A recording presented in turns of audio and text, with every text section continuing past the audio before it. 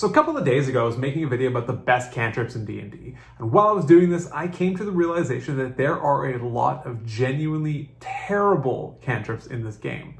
So I thought it might be fun to compile a list to make sure that hopefully no one will ever make the mistakes of adding these to their list ever again.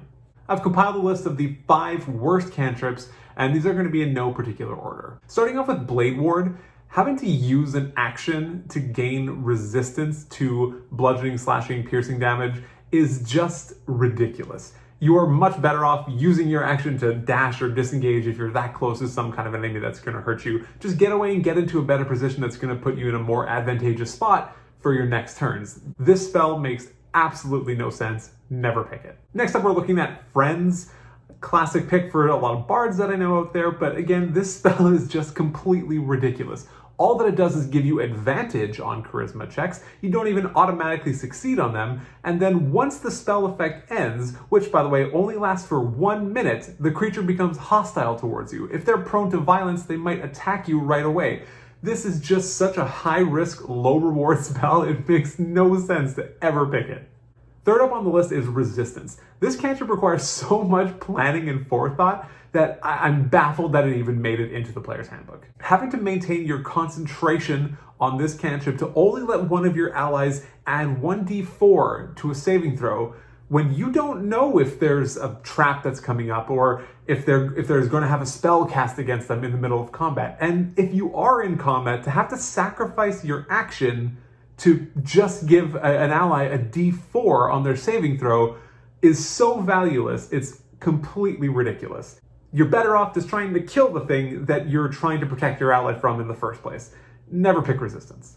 Number 4 on the list is Spare the Dying. There's just so little to say about this spell that it's just kind of laughable. You touch a living creature who's still at 0 hit points and now they're stable. Cool. I don't even know what else to say. Great.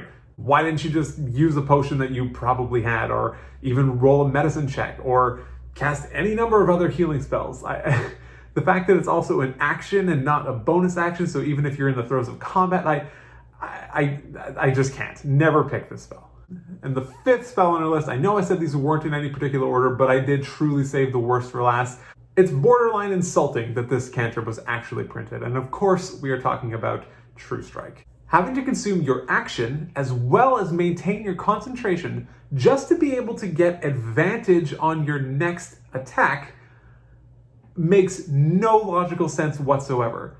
You have the same amount of die rolls if you just attack them and then attack them on your next turn. You're sacrificing your first attack to hopefully get advantage on the second attack. It makes absolutely no sense. It's a complete waste of a turn. And did I mention you have to maintain concentration on this spell? It truly is staggering that this spell actually exists. Never, ever pick this. Alright guys, so that's it. This was just a short video talking about some of these truly terrible cantrips that I hope none of you will ever pick in any of your games. Don't be fooled by them. There is no redeeming factor to them. But let me know in the comments down below. What did I miss? What is so great? How much do you love Truestrike? Let me know, and please remember to like and subscribe. It does sincerely help. But other than that, take care.